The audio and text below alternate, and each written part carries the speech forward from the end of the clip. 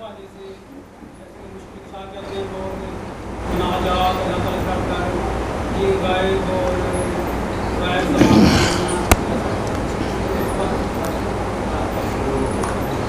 تو چاہیے کہ ایسے ساتھیوں کو کوئی دیا جائے ذرا آواز ہے، مگر چلو سمجھ لیا عقائد کے اختلاف کی بات ہی کی کیوں بھائی سوال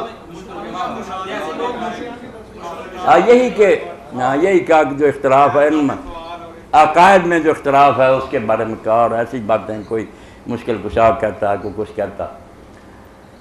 اب یہ بات تو ہر شخص جو جھگڑالو نہ ہو قرآن پاک پڑھ کر دیکھ سکتا ہے کہ دعا جو ہے نا کہ مناجات یہ تو اللہ تعالیٰ نے اپنے لیے رکھی ہے، کہیں نہیں کہا کہ میرے ساتھ کسی کو پکارو، جس کا جی چاہے ترجمہ اٹھا لیں، یہی ہے کہ اپنے رب کو پکارو۔ دعا تو اللہ نے اپنے لیے رکھی، اور اسی لیے ہم قرآن میں دیکھتے ہیں، احادیث میں دیکھتے ہیں کہ اللہ تعالیٰ نے سجدہ بھی کسی دور میں قبول فرما لیا کہ چلو عبادت کی نیت سے نہیں، تعظیم کی نیت سے بادشاہ کے سامنے سجدہ کر دیتے، والد کے سامنے کر دیتے، آدم علیہ السلام کو بھی اللہ نے اس کو بھی ہضم کیا کہ اگر پوجا کی نیت نہیں صرف تعظیم کے طور پر کر لو، مگر دعا کبھی قبول نہیں۔ ایک حوالہ نہیں ملے گا کہ کسی امت کو کبھی یہ بھی اجازت دی کہ اللہ کو چھوڑ کر وہ کہہ دے اے رسول مجھے دے، اے نبی دے، یہ حوالہ آپ کو نہیں ملے گا۔ یہ اللہ نے کہا یہ ایک ہی تو بات میں اپنے لیے رکھی ہے کہ جب مانگنا ہو تو مجھ سے مانگ۔ یہ بھی اگر دوسروں سے کام لینا شروع کر دیا تو میں پھر کیا کام کا کر، ہاں پھر تو اللہ تعالیٰ ایک بوڑھا ہی ہے خاندان کا، کب اس کی ضرورت نہیں، ہمارے کام پٹواری کر دیتے، ہمیں صدر مملکت کی کیا،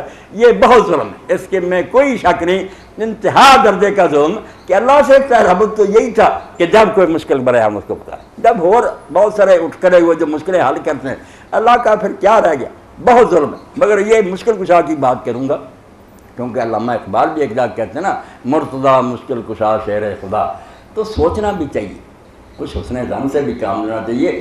وہ جب یونیورسٹی میں لیکچر تھا تو پھر جو ڈین تھے انہوں نے کہا مولانا آپ میں ایک ہی بات دیکھی، آپ مثبت پہلو لیں، آپ کسی کا جو نا منفی نہیں پہلو لیتے، میں مشکل کشا کہنے والوں کو بھی رعایت دیتا ہوں ایک معنی کے لحاظ سے، اگر وہ میری سن لیں وہ کافی۔ یہ مشکلیں حل کرنا جو نا جو اللہ کا کام ہے کہ روزی دے شفا دے، یہ نہ کہیں، یہ کوئی نہیں کر سکتا۔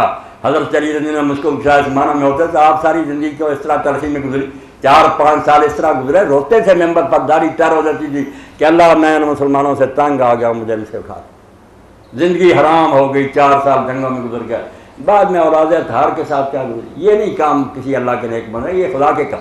مگر ایک مشکل کشائی ضرور جو حضرت عمر کی کرتے تھے کہ جب مسئلہ کو مشکل آ جاتا، حل نہ ہوتا، اس سے حضرت علی کو بلاتے رسماتے، اگر ابو الحسن نہ ہوتا تو ہم تو تباہ ہو گئے یہ مسئلہ۔ اور کہا کم میں موزرا جن والا ابا حسن اللہ، کتنی مشکلیں آتی ہیں جو ابو حسن کے سوا کوئی حل نہیں کر، وہ مسائل حل ہوتے۔ آپ کوئی مشکل سوال مجھ سے کرتے میں حل کر دیتا ہوں، ٹیچر نے کوئی ریاضی کا سوال حل کیا تو مشکل تو حل کر دی کہ لوگ پیچیدگی میں پڑے ہوئے تھے، مشکل میں اس نے آسان کیا ہی نہیں۔ ہر چیز کی حد ہوتی ہے، اللہ کو بھی ہم سمیع بصیر کہتے ہیں، بندوں کو بھی اللہ کہتا ہے جعلنا سمیع بصیرا، اللہ بھی رؤوف الرحیم ہے، رسول کو کہا بالناس بالمؤمنین رؤوف الرحیم، مگر وہ حد ہے، اللہ کے رسول کی ایک حد ہے، اللہ کی اپنی حد ہے، وہ غیر محدود ہے۔ تو مشکل کشا اس معنوں میں کہنا کہ کسی مرشد نے، استاد نے، عالم نے کوئی مشکل مسئلہ حل کرنا۔ اب حضرت عمر رضی اللہ عنہ جو کہا کہ اگر علی نہ ہوتا تباہ، آپ کو پتہ ہے اس کا پس منظر کیا کہ عورت پیش کی گئی، وہ مجنونہ تھی، پاگل، لوگوں نے کہا اس نے زنا کیا، وہ حاملہ تھی۔ حضرت عمر رضی اللہ عنہ نے سرسری سماعت کے بعد حکم دے دیا کہ اس کو سنسار کر۔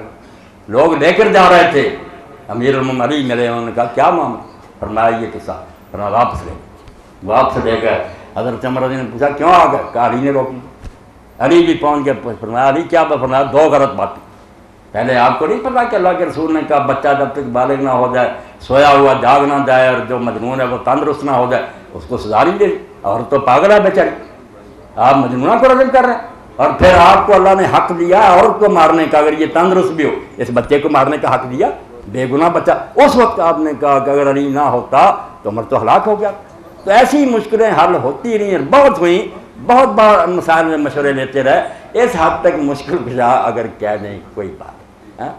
اگر غوث السکرین بھی کہیں، جیسے خود شاہ اسماعیل شہید رحمۃ اللہ علیہ نے کہا، ہمارے بریلوی دوست کہہ رہے ہیں آپ کے بزرگوں نے بھی تو غوث السکرین کا، بھائی معنی میں فرق۔ اگر کوئی کہے غوث السکرین جنوں انسانوں کی مدد کرتے ہیں، ان کو رزق دیتے ہیں، بارش بالکل کافر ہو جائے گی، یہ کہا انہوں نے دینی۔ اور اگر یہ کہا کہ جن اور انسان آ کر ان سے دینی مسائل سیکھتے تھے، گمراہ ان کے ہاتھ پر توبہ کرتے تھے.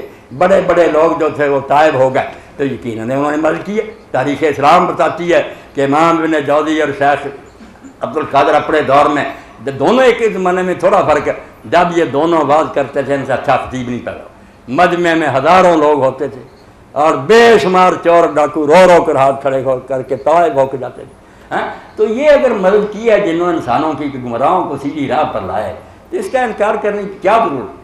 سمجھنے کوئی مسلمان کو رعایت بھی دے اس کو بھی کہیں بھائی تو صحیح مطلب ذہن میں رکھا کر, بے دین بھی نہ ہو, جائز مطلب لے گا تو ہم بھی تیرے ساتھ. جی بس ٹائم, اب نماز پڑھ لیں, وضو کر لیں اور نماز پڑھ لیں. مولانا صاحب سے گزارش ہے کہ وہ نماز. اچھا ایک اور بات ہے, یہ پروگرام کا ذرا تفصیل بتا دیں. تفصیل بڑی خوشی ہوئی آپ ساتھیوں سے مل کے. اللہ آپ کو سلامت رکھے. بیٹھ جائیں ایک منٹ بھائی. حضرات نمازیں